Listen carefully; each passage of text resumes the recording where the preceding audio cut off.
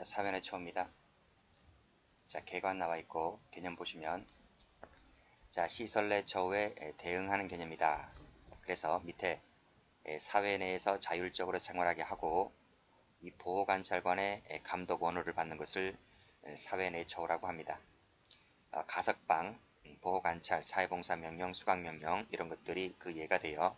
그래서 이러한 법률들을 잘 알고 계셔야 됩니다.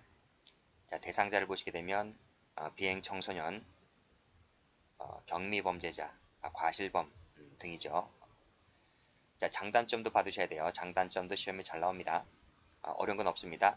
과밀수용의 해소가 도움이 된다. 낙인 효과를 피할 수가 있다. 형사사법기관의 부담을 경감시키고 시설의 비용을 절약시키고 어려운 거 없죠. 제4회 목적 달성에 효율적이고 등등 이런 것들 쭉쭉쭉쭉 받으시면 돼요. 그리고 밑줄도 좀 거두시고요. 알코올 중독자, 마약, 경범죄인 등에 대해서 전환 방안으로 활용될 수 있고, 자, 반대는 뭘까요? 사회 안전이 위협된다는 거, 지역 이기주의에 부딪힐 수 있다는 거, 새로운 사회 통제 전략에 불과하다는 거, 대상자 선정에 있어서 용이하지 않다는 점, 일반의 법 감정에 부합하지 않다는 점 이런 것들도 다 알아두셔야만 됩니다. 어려운 거 없죠? 자, 다음 한번 갑니다. 자, 중간 처벌을 볼게요. 자, 중간 처벌이 뭔가 하면 바로 유형부터 볼게요. 자, 벌금, 그쵸? 판결 전 전환 제도들, 그 다음 뭐 보호관찰, 배상제도, 사회봉사명령, 수강명령, 전자감시, 밑에 충격구금, 병영식 캠프 이런 것들을 중간 처벌이라 하는 것인데 이 유형들이 있잖아요. 이 유형들을 좀 구별해서 공부를 해두셔야 돼요. 재판 관련 중간 처벌, 보호관찰 중간 처벌, 교정 관련 중간 처벌. 그쵸? 먼저 이 많은 사례들 중에서 재판 법원에서 하는 것이 뭔가요? 법원에서 하는 것이 벌금형이죠. 그 다음에 판결 전 전환 제도들을 법관이 하는 것이기 때문에 재판 관련 중간 처벌이다 이렇게 보고 있고, 집중관시 보호관찰이라든지 사회봉사명령, 수강명령 이것은 누가 하나요? 보호관찰관이 하잖아요. 그래서 이런 것들은 보호관찰 관련 중간 처벌이다 이렇게 하고, 그 다음 충격구금이라든지 병역식 캠프는 교도소와 관계되어 있기 때문에 교정 관련 중간 처벌이다 이렇게 봅니다. 그래서 밑에 기출문제 나와 있죠. 쇼크 구금이라든지 병역식 캠프는 보호관찰 관련이 아니라 교정 관련이다. 틀렸고, 그 다음 가택구금은 시설 내 처우가 아니라 중간 처벌이죠. 사회 내 처우인데 사회 내 처우 중에서 이 보호관찰 관련되어 있는 중간 처벌이라는 겁니다. 그쵸? 자, 쭉 가보시게 되면 의 볼게요. 자, 중간 처벌이라고 하는 것은 자, 밑에 줄 사회복귀에 중점을 두는 것보다는 제재에 보다 중점을 둔다 그랬습니다. 그래서 밑에 나와 있는 이 벌금형들 있잖아요. 벌금형이라든지 밑에 사회봉사 수강명 이런 것들은 사회복귀 이 측면보다는 이것이 없다는 건 아닙니다. 있긴 있는데 그것보다는 제재에 보다 중점을 두었다 이렇게 보시면 돼요. 자, 그래서 첫 번째 줄 구금형과 일반 보호관찰 사이에 존재하는 대처 처벌로서 제재에 보다 중점을 둔 것이다. 자, 이 중간 처벌은 보호관찰 무형론과 구금형의 유형론이 결합되면서 대두된 제도이다는 거예요. 왜냐하면 제재에 중점을 두었기 때문에 구금형의 유형론이지 구금형의 무형론 하면 틀립니다. 됐죠? 사회 내 처우의 일종이기 때문에 구금형의 유형론이 보다 좀 더 강화된다는 거예요. 자, 그래서 밑에 쭉쭉쭉 받으시고요. 그 다음 보시면 어느 단독으로 부과되는 것보다는 몇 가지가 혼합해서 사용되는 것이 보통인데, 보통 전자감시가 가택구금과 함께 부과가 되고 사회봉사명령과 보호관찰이 함께 부과되는 것이 일반적이다 이렇게 보시면 됩니다. 자, 미국의 모리스는 범죄자 처벌에 있어서 중간 처벌 제도를 적극 활용해야 한다라고 이렇게 주장하기도 하였다는 거예요. 됐죠? 자, 기출문제 정리하시기 바랍니다. 사회복귀에 중점을 둔 것이 아니라 제재에 중점을 두었다고 했습니다. 자, 그 다음 밑에 보호관찰의 다양한 활용과 구금형의 무형론이 대두가 되면서 앞뒤가 바뀌었죠. 그렇죠? 보호관찰 무형론과 구금형의 유형론 이렇게 바꾸셔야 됩니다. 자, 다음 집중감시 보호관찰 볼게요. 자, 집중감시 보호관찰은 밑에 일반 보호관찰과 어떻게 다른가? 어떻게 다른가? 일반 보호관찰은요, 우리 쪽 앞으로 한번 가보시게 되면 307페이지 가보시게 되면 여기 이 보호관찰 나와 있잖아요. 그 예에서 이 보호관찰이 나와 있는데 이 대상자는 비행 청소년이나 경미 범죄자 등이 그 대상자들이다 이렇게 했죠. 사회 내로 내보내지기 때문에 그래요. 자, 그런데 다시 일반 보호관찰 보게 되면 보통 대상자가 경미 범죄자나 초범자 또는 벌금형 이렇게 받은 사람들인데, 이 집중보호관찰은 그거는 말할 것도 없고 이 강력범까지도 포함된다는 점에서 차이가 있어요. 그래서 대상자 선정에 있어서 보더라도 쭉 읽어보시고 이런 것 등을 고려해서 위험성이 높은 자들도 대상자 선정이 가능하다. 이 점에서 차이가 있습니다. 자, 이것이 등장하게 된 것이 이 등장 배경이 나와 있는데 이거 한번 읽어보세요. 왜 등장하게 됐는지. 그다음 이 관찰 방법까지도 좀 봐두시고요. 뭐 주중이라든지 주말이라든지 뭐 무작위 방문입니다. 그렇죠? 불시 검사하게 되고 엄격 적용 등을 포함해서 장치를 부착하고 이탈하게 되면 장치가 작동되도록 되어 있는 이런 방법을 하게 되죠. 자, 평가도 좀 받으시고요. 자, 밑에 기출문제 나와 있는데요. 이 집중감시 보호관찰 제도는 대상자의 자발적 동의라든지 참여 이런 것을 요하지 않습니다. 아시겠죠? 그거 좀 받으시고 나머지 읽어보시면 다 됩니다. 자, 다음 페이지 한번 가볼게요. 자, 충격구금이라고 하는 것이 있는데 이건 뭔가? 자, 보호관찰 제도에 앞서서 구금의 고통이 가장 큰 짧은 기간 동안만 범죄인을 구금하는 것을 말한다. 그래서 밑에 보시게 되면 이 고통이라고 하는 것은 입소 후 6, 7개월의 최고조에 달한다는 겁니다. 그 이후에는 급격히 떨어지게 되고, 그래서 이 6, 7개월 동안, 즉 이것이 최고조에 달하기 때문에 이 고통이 큰 기간을 구금하여 범죄 억제 효과를 극대화시키는 데에 그 의의가 있다라고 해서 충격구금은 그걸 말합니다. 장기 구금에 따른 폐해를 해소시키고 그 다음에 구금의 긍정적 측면을 강조하기 위한 것이다 라고 했어요. 자, 밑에 그 예가 나와 있죠? 네 가지 좀 봐두시고요. 그 중에 하나가 병영식 캠프가 있다고 봤습니다. 그래서 미국 조지아주에서 최초로 시작되었는데 3개월에서 6개월 동안 군대식 훈련을 중점으로 엄격한 규율을 준수하게 하고 마약, 알코올과의 접촉을 차단시켜서 건강을 회복하도록 하고 주로 청소년을 대상으로 한다. 청소년 중에서 마약, 알코올 중독자들 이런 사람들이 주된 대상자들이다. 이렇게 봐두시면 되겠습니다. 자, 기출문제 가보게 되면요. 보호관찰 집행 중이 아니고 보호관찰에 앞서서 이렇게 나와야 됩니다. 그리고 보호관찰과 결합이 될 수가 있죠. 틀렸네요. 그 다음 충격구금은 짧은 기간 동안 구금이 되지만 악풍에 감염될 우려도 있어요. 자, 그 다음 밑에 법률은 법령집에 가서 보도록 하고요. 다음 가석방 제도입니다. 자, 가석방 보시게 되면 의 읽어보세요. 의 읽어보시게 되고 이것은 목적형, 교육형주의를 그 이론적 기초로 하고 있다. 됐습니다. 그 다음 형법 제72조의랑은 행정처분으로서 가석방을 할 수 있다라고 하고 있죠. 다음 페이지 한번 가보면요. 다음 페이지 가보면 이 법조문 나와 있잖아요. 여기서 두 번째 줄 끝에 행정처분으로 가석방을 할 수 있다. 행정처분이라 그랬죠. 누가 하냐면 법무부 장관이 합니다. 법관이 하는 것이 아니고 장관이 합니다. 장관이 하기 때문에 행정처분이다라고 하는 거예요. 그리고 요건이 구비가 되어 있다고 해서 72조의 요건을 갖추었다고 해서 무조건 의무적으로 가석방을 해주는 것이 아니라 이것은 은혜적 조치일 뿐이다 라고 해서 법조문에서도 뭐뭐 할 수 있다 라고 해서 재량으로 규정해 놓고 있는 거예요. 해줘도 그만, 안 해줘도 그만, 그런 말입니다. 그래서 밑에 판례 보시면 행정당국에 의해서 가석방을 요구할 수 있는 주관적 권리를 취득한다든지 또는 행정당국이 그거 가석방을 해주어야 할 의무를 부담한다든지 이것은 아니다 이런 말입니다. 그러니까 이 가석방을 수용자가 요구할 수 있는 주관적 권리가 있는 것도 아니고요.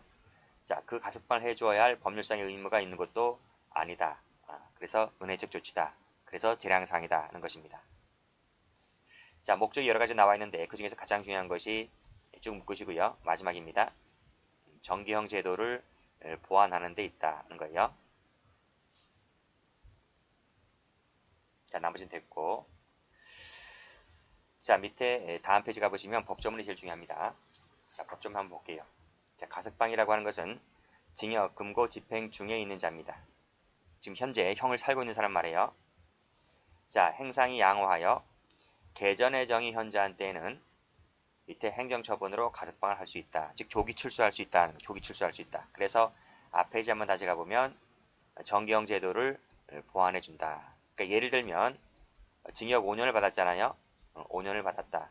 그래서 5년을 받았는데 5년이 정기형이잖아요. 정기형인데 다음 페이지 한번 가보면 이 사람이 수감 중에 행상이 양호해요. 사고 안 치고 또 개전 예정이 현저하고 성적도 우수해요. 그렇게 되면 행정처분으로 조기 출소할 수 있다고요. 그래서 엄격한 정기형 제도를 보다 완화한다. 완화해준다.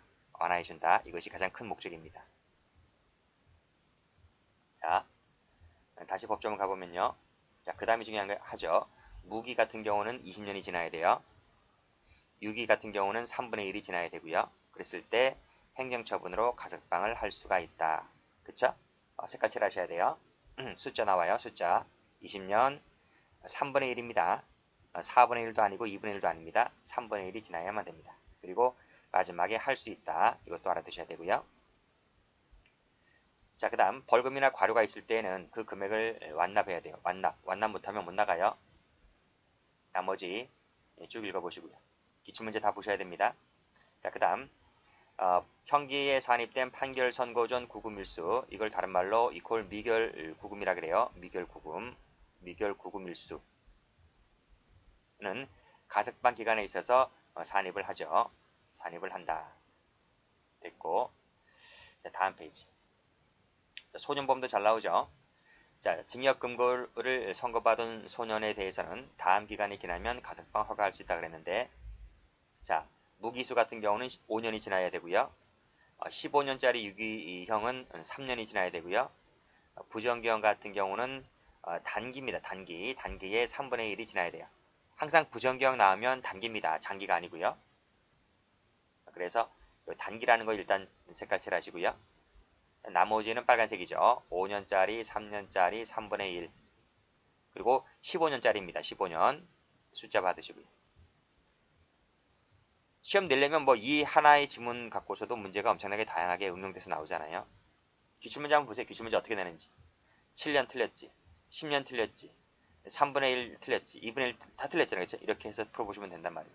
아주 중요한 조문이다. 앞에 것도 중요하지만 제가 별표를 안 치면 안 치는 게 아니고 중요하면 같이 치셔야 돼요. 형법도 별표 쳐보시고요. 이건 성인이고요. 형법에 나와 있는 건 성인을 말하는 거고요. 그 다음에 소년법에 나와 있는 것은 소년을 말하는 거예요. 자, 됐고. 자, 그 다음에 다음 페이지 한번 가보시게 되면 가석방 심사 허가 절차가 나와 있는데 가석방 심사위원회를 잘 받으셔야 됩니다. 자, 가석방의 적격 여부를 심사하기 위해서 어디 소속하여 두나요? 법무부 장관 소속입니다. 법무부 장관 밑에 둡니다. 가석방 심사위원회를 둔다. 다시 한번 가석방의 적격 여부를 심사하기 위하여 둔다는 거예요. 그래서 이것은 심사기관입니다. 의사결정기관이 아니라 심사기관이라는 거고 장관 밑에 둔다. 그리고 위원수도 알아두셔야 됩니다. 5동그라미, 7동그라미. 5구입니다. 5구. 57 하면 틀려요. 5구다. 그리고 위원장은 차관이다까지도 알아두셔야 돼요. 장관 아니고요. 차관입니다. 차관. 다 시험 문제. 전부 다 시험 문제. 자, 그리고 위원회의 심사 과정, 심사 내용의 공개 범위와 공개 시기는 다음과 같다 그랬습니다. 일단 끊고. 자, 2호, 3호 내용 중에서 2호가 밑에 2호, 3호 있잖아요. 그쵸? 개인의 신상을 특정할 수 있는 부분은 삭제하여 공개하되 알고리를 충족할 필요가 있다고 인정되는 때에는 위원회가 달리 정할 수 있다 그랬습니다. 일단 1, 2, 3을 묶으시고요. 자, 다시 올라가서 심사 과정 및 심사 내용의 공개 범위와 시기는 다음과 같다 그랬습니다. 즉, 위원회 명단 경력사항은 임명 또는 위촉한 즉시 공개해야 되고요. 심의서는 해당 가석방 결정 등을 행한 후부터 즉시 공개를 해야 되고요. 회의록 같은 경우에는 가석방을 행한 후 5년이 경과한 때 그때 공개하면 돼요. 자, 그러니까 위원회 명단 경력사항은 즉시, 심의서도 이거 함부터 즉시, 회의록은 이거 한 다음에 5년이 지난 때 하면 된다. 자, 그 다음 위원회 위원 중에서 공무원이 아닌 사람은 형법상의 공무상 비밀 누설죄, 그 다음에 뇌물죄까지를 적용할 때는 공무원으로 본다는 공무원 의제 조항이 있습니다. 당연히 공무원이라면 당연히 공무원이니까 이 형법이 적용되겠지만요. 공무원이 아닌 사람도 공무상 비밀누설, 뇌물 돈 받고 해주게 되면 공무원으로 의제해서 하기 때문에 형법상의 127조 위반죄, 132조 위반죄 등으로 처벌할 수가 있다는 거예요. 자, 그 밖에 자세한 사항은 법무부령으로 정한다 그랬습니다. 기출문제 정리해 두시고요. 자, 다음 페이지. 자, 심사 대상 볼게요. 자, 가석방 심사위원회는 법 121조에 따른 가석방 적격 여부, 그 다음에 가석방 취소 등을 심사한다는 걸 심사한다. 동그라미 1번하고 동그라미 2번. 즉, 가석방 심사위원회가 무슨 일을 하는지 받으셔야 돼요. 자, 기출문제 가보면 심사 결정한다 아닙니다. 심사만 하지 결정은 안 합니다. 그리고 이 가석방 심사위원회는 가석방에 관련된 것만 하는 거예요. 보호관찰은 하는 것이 아니고, 보호관찰은 밑에 해설 나와 있지만 보호관찰은 어디서 해요? 보호관찰 심사위원회가 따로 있습니다. 그쪽에서 합니다. 자, 됐고. 자, 그 다음 밑에 알게 된 비밀은 누설하지 않는다 그랬고요. 자, 위원장의 직무 나와 있네요. 자, 위원을 소집하고 위원회 업무를 총괄한다. 직무를 수행할 수 없을 때는 위원장이 미리 지정한 위원이 그 직무를 대행한다. 돼 있고. 자, 그 다음 위원회 임명 이축도 좀 받으시고요. 뭐 볼 거 없지만. 자, 그 다음이 중요하죠. 자, 139조 2호 3호 위원회 임기는 몇 년짜리다? 빨간색으로 2년짜리다. 동그라미 치시고 한 차례만 연임이 가능합니다. 이렇게 밑에 나와 있지. 연임의 제한은 없다 하면 틀려요. 한 차례만 가능한 거예요. 조심하시라고요. 어떤 건 또 연임이 제한이 없는 경우도 있잖아요. 됐고. 그 다음에 간사는 회의에 참석해서 발언할 수 있고요. 없다 그러면 틀리네요. 그리고 이건 쉽지? 과반수 곱하기 과반수다. 그 다음 밑에 나와 있고. 자, 사전조사 한번 볼게요. 자, 가석방 적격심사 신청을 위해서 다음 각호 사항을 사전에 조사를 해야 된다 그랬습니다. 필요하다고 인정될 때는 누구누구 등과 면담 등을 할 수가 있고요. 자, 밑에 신원에 관한 사항들, 범죄에 관한 사항들, 그 다음 보호에 관한 사항들, 이런 것들을 전부 다 심사를 해요. 이 친구가 과연 가석방으로 내보내어도 좋은지, 좋은지 이런 것들을 쭉 본단 말이에요. 쭉 본다. 그래서 실혼에 관한 사항에서는 건강 상태라든지 책임감, 협동심 이런 것들 다 보고요. 범죄에 관련해서는 범죄 후의 정황이라든지 이런 것들 쫙 다 봐요. 그리고 보호에 관한 사항으로서 접견, 서신, 수수, 그 다음에 석방 후 생활계획, 돌아갈 곳 이런 것들 쭉쭉쭉 검토를 해봅니다. 이걸 외워야 됩니까? 외우는 거 아니에요. 외우는 거 아니고 시험도 역대급 한 번밖에 나온 적이 없어요. 어떻게 나왔는지는 문제 좀 통해서 봐두시긴 한데 그렇게 중요한 것은 아니다. 이렇게 보시면 됩니다. 자, 다음 페이지. 사전 조사할 때 유의할 사항들, 그 다음에 결과들, 그 다음에 시기 나왔네요. 자, 시기를 볼게요. 자, 지금 방금 1호, 2호, 3호를 봤잖아요. 신원에 관한 사항들, 범죄에 관한 사항들, 보호에 관한 사항 등을 봤잖아요. 그랬을 때, 자, 그 조사는 수용자를 수용한 날로부터 1개월 내에 해야 되고, 2호 같은 경우는 2개월 내에 해야 되고, 3호 같은 경우에는 형기의 3분의 1이 지나기 전에 해야 되고, 이런 것들을 좀 알아두셔야 돼요. 아직 이거 나오지 않았거든요. 나오지 않았는데 밑에 나온 것은 18년도 8급 시험에 한번 나온 적이 있는데 몰라요. 또 내는지 1개월짜리 그 다음에 2개월짜리 3분의 1이 지나기 전에 이런 숫자들 내려면 낼 수 있습니다. 좀 봐두시고요. 자, 그 다음에 자, 대상자 선정 나왔네요. 72조 1항 기간을 경과하는 수용자로서 자, 분류초의위원회의 의결을 거쳐서 가석방 심사 대상자를 선정한다. 누가? 소장이 선정하는데요. 소장이 선정하는데 직권으로 선정하는 것이 아니라 분류초의위원회의 의결을 거친다는 것을 알아두셔요. 이것을 직권으로 하면 틀리다고요. 그 다음에 분류초의위원회가 아니고 다른 위원회를 적으면 또 틀려요. 좀 봐두시고. 자, 그 다음에 형집행법 121조를 보게 되면 소장, 역시 소장이네요. 소장은 기간이 지난 수용자에 대해서는 역시 법무부령에 정하는 바에 따라서 위원회에다가 가석방 적격 심사를 신청하여야 한다. 소장이 위원회에다가 신청하는 거예요. 자, 소장은 그 대상자를 선정했을 때 선정된 날로부터 5일 내에 신청을 해야 된다. 그치? 위에 것은 형집행법이고요. 밑에 것은 시행규칙입니다. 시행규칙. 시행규칙에 좀 더 자세히 나와 있죠? 위에서 신청하긴 하는데 5일 내에 신청을 하라. 이런 말입니다. 그 다음 3항 소장은 위원회에 적격심사 신청한 사실을 동의를 받아서 보호자 등에게 알릴 수 있다. 알려야 한다가 아니고 알릴 수 있다. 알릴 수 있다.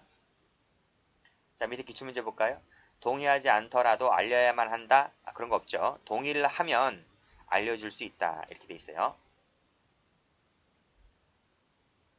자, 그 다음. 자, 소장은 가석방이 허가가 되지 아니한 수용자에 대해서는 다시 신청이 가능해요.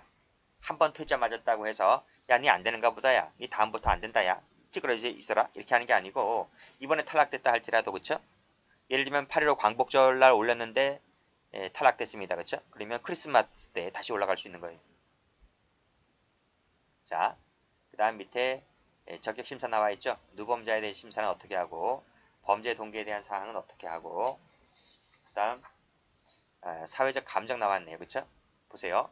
범죄 수단이 참혹하거나 교활하거나 극심한 위해를 발생시켰다라고 했을 때 이러한 사회적 감정을 살필 수밖에 없죠. 여러분 조두순 알지? 조두순. 그 조두순 같은 놈을 가석방으로 보낼 수가 있어요? 일본에 걸려요. 수단이 참혹하고 교활하고 극심한 위해를 했는데 야, 이 친구를 가석방으로 내보낸다고 한번 매스컴에 나와봐요. 맨날 뉴스 타는 거지. 그쵸? 그러니까 사회적 감정이 받아들이지 않는단 말이죠. 그래서 밑에도 보면 기출문제 그 범죄 동기에 대한 심사에 유의하는 것이 아니라 그 사회에 대한 감정에 유의해야만 한다. 이렇게 보시면 돼요. 그리고 해당 범죄로 무기형에 처해진 경우라든지 사회적 물의를 일으킨 사람들, 이런 사람들도 이 사회적 감정을 살필 수밖에 없다는 겁니다. 제3범 같은 경우에는 손해배상 여부라든지 경감하기 위한 노력을 했는지 안 했는지 이런 것을 심사해야 되고요.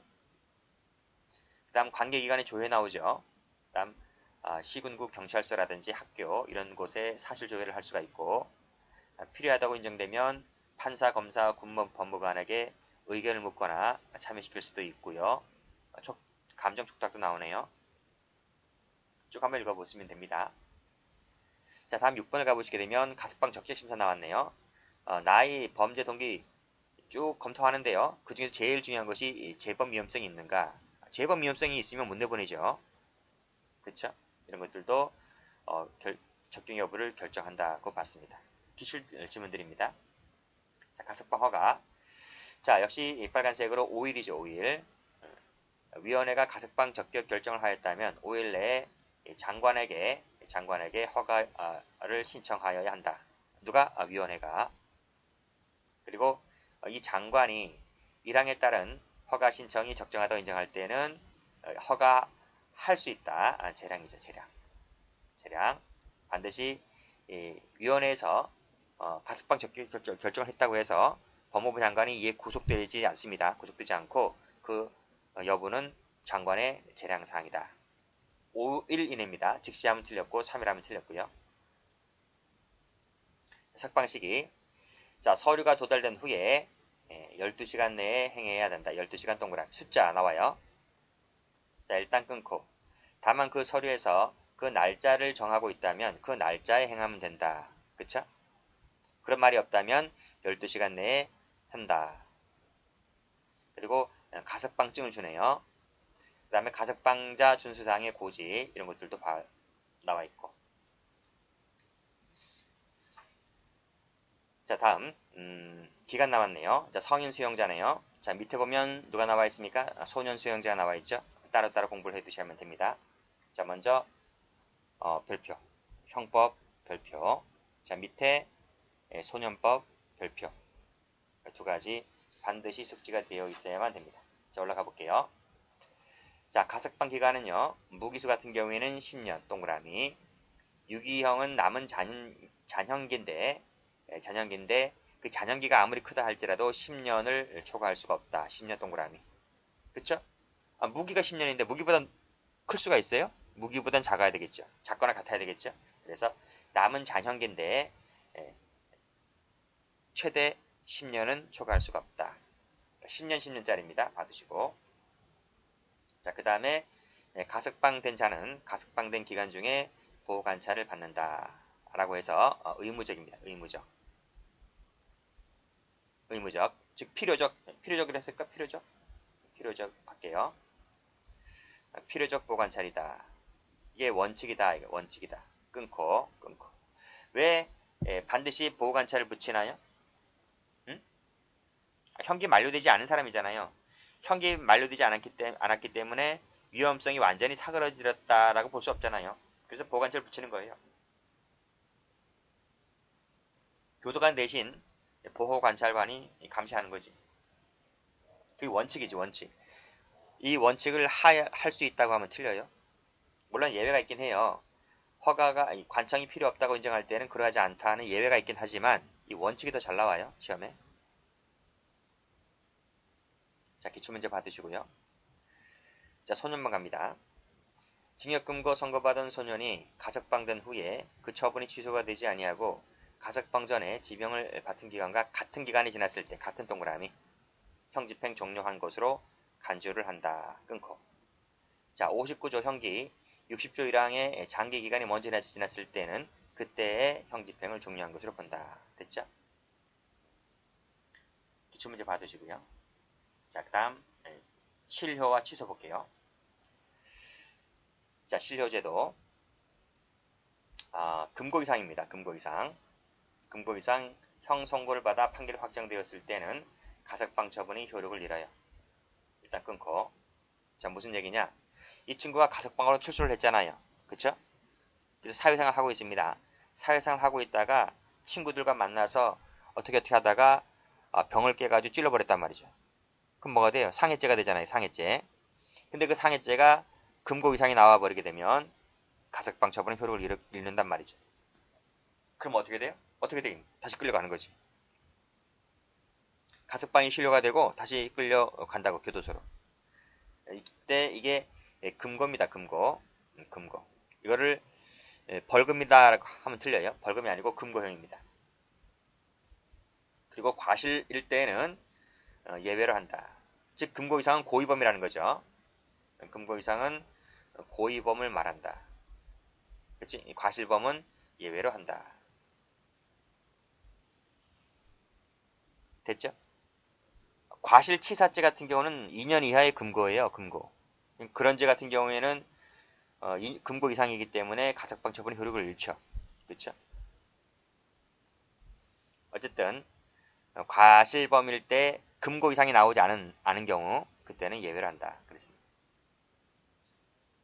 자, 과실로 틀렸지? 실효제도는 고의범입니다.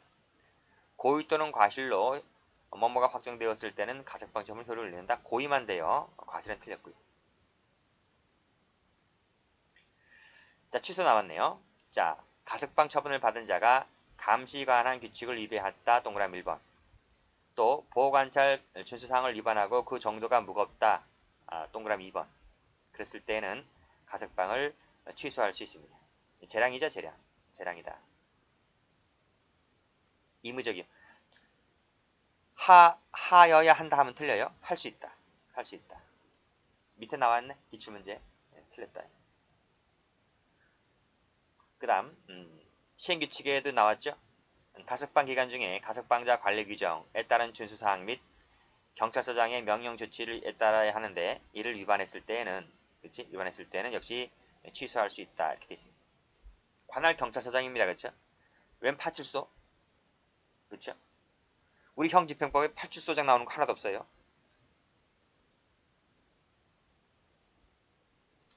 자, 다음 취소 신청. 자, 수형자를 가석방한 소장, 가석방자를 수용하고 있는 소장은 가석방자가 가석방 취소 사유에 해당하는 사실가 있음을 알게 되었거나 그 사실을 서장으로부터 통보받은 경우에는 지체 없이 위원회 가석방 취소 심사를 신청을 해야만 한다. 즉 가석방 취소 사유에 해당하는 사실을 알게 되었거나 경찰서장으로부터 통보받았을 때, 그쵸?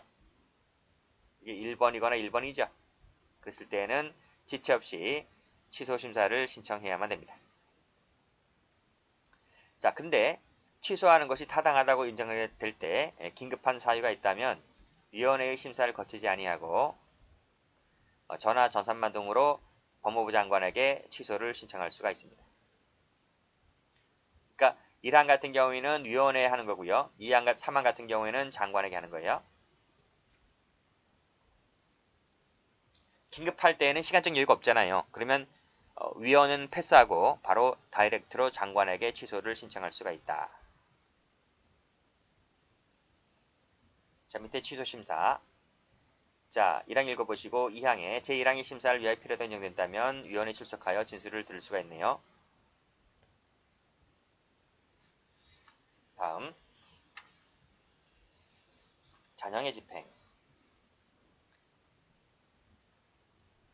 자, 1항 읽어보시고 2항 읽어보시고 3항 볼게요. 가석방이 취소가 되었다든지 실효가 되었다든지 자, 교정시설에 수용되지 아니한 사실을 알게 되었을 때는 검찰청 검사에게 또는 서장에게 구인하도록 의뢰를 해야 된다.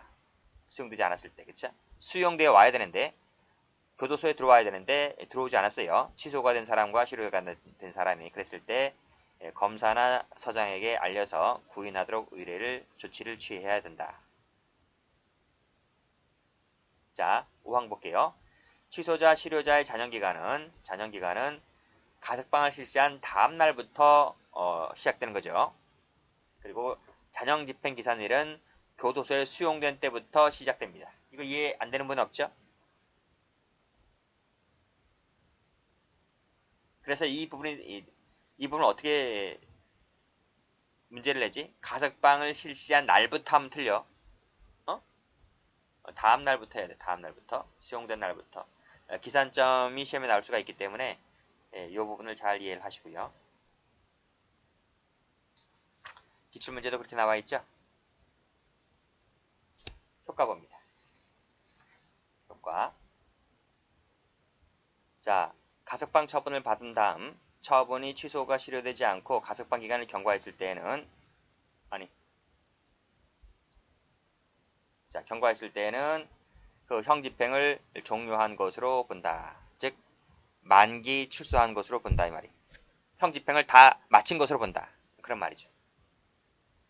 자, 2조, 전 2조라고 하는 것은 취료와 취소를 말합니다. 그때 가상방 중의 일수는 형기에 산입을 하지 않죠. 다시 시작하는 거예요. 남은 잔영기를. 됐고. 됐죠? 가석방자 관리 규정은 법령기 참조하시면 될 것 같아요. 여기까지 합니다.